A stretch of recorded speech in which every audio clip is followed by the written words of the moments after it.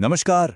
चलिए आज झारखंड के इतिहास का वो पन्ना खोलते हैं जहां पहली बार अंग्रेजी हुकूमत के खिलाफ एक बहुत बड़ी आग भड़की थी। ये कहानी है ढाल विद्रोह की। एक तरफ था एक स्थानीय साम्राज्य और दूसरी तरफ दुनिया की सबसे ताकतवर ईस्ट इंडिया कंपनी, और इन दोनों के बीच चला 10 साल लंबा एक जबरदस्त संघर्ष। सोचिए, एक संधि, एक फरमान और 10 साल तक चलने वाला एक विद्रोह। ये तीनों चीजें आपस में जुड़ी हुई कैसे हो सकती हैं? कैसे महज एक कागजी समझौते ने एक दशक लंबे संघर्ष को जन्म दे दिया? आइए इस दिलचस्प कहानी की परतों को एक एक करके खोलते हैं। तो कहानी का पहला हिस्सा, ब्रिटिश सत्ता का उदय, यानी वो दौर जब ईस्ट इंडिया कंपनी ने पहली बार झारखंड के जंगलों में अपनी दस्तक दी थी। ये सब शुरू हुआ 12 अगस्त 1765 से। इस दिन मुगल शासक शाह आलम द्वितीय ने ईस्ट इंडिया कंपनी को बंगाल, बिहार और उड़ीसा की दीवानी सौंप दी।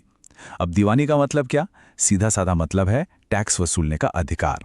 और बस इसी एक दस्तखत के साथ तकनीकी तौर पर आज का झारखंड भी ब्रिटिश अधिकार क्षेत्र में आ गया। तो अब अंग्रेजों ने झारखंड में घुसने के लिए रास्ता चुना सिंहभूम का, जिसे झारखंड का प्रवेश द्वार भी कहते हैं।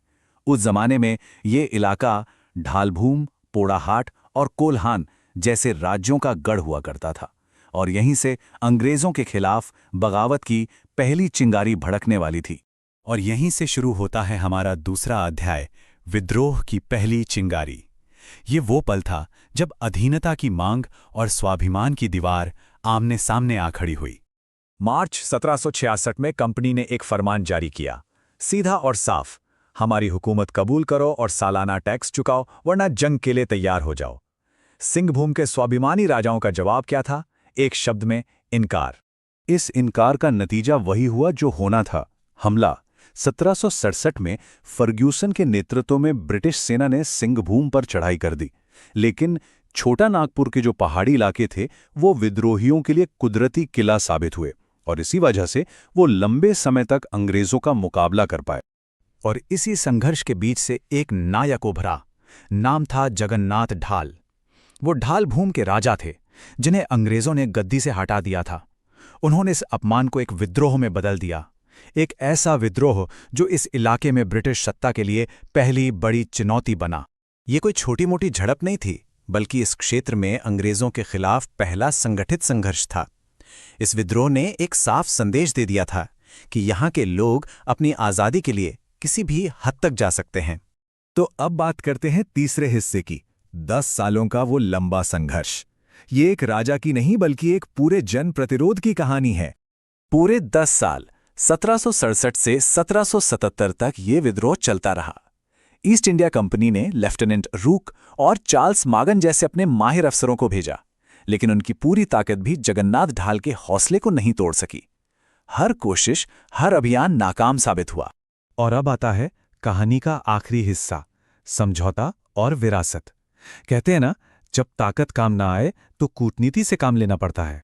10 साल लड़ने के बाद अंग्रेजों को यह बात अच्छी तरह समझ आ गई थी कि इस लड़ाई को ताकत से नहीं जीता जा सकता। इसलिए उन्होंने अपनी रणनीति बदली, तलवार छोड़कर बातचीत का रास्ता अपनाया और एक राजनीतिक समाधान की तरफ कदम बढ़ाया। और नतीजा ये हुआ कि 1777 में ईस्ट इंडिया कंपनी को आखिरकार झुकना पड़ा। उन्होंने उसी जगन्नाथ ढाल को फिर से ढाल भूम का राजा मान लिया, जिसे उन्होंने खुद गद्दी से हटाया था। और इसी के साथ 10 साल से चल रहा ये लंबा विद्रोह खत्म हुआ। लेकिन हाँ, इस समझौते की एक कीमत थी। जगन्नाथ ढाल को अपना राज्य तो वापस मिल गया, पर बदले में उन्हें कंपनी को सालाना टैक्स देना पड़ा, और ये टैक्स हर साल बढ़ता गया। पहले साल 2000, दूसरे साल 3000 और तीसरे साल 4000 रुपए। तो इस पूरे विद्रोह की विरासत क्या है? देखिए, ये सिर्फ एक राजा की अपनी गद्दी बचाने की लड़ाई नहीं थी। नहीं, ये झारखंड में औपनिवेशिक शासन के खिलाफ पहला बड़ा और फैला हुआ जन प्रतिरोध था। इसने ये साबित कर दिया कि सिंहभूम के लोग अपनी आज़ादी के लिए किसी भी ताकत से टकराने का जज्बा रखते थे।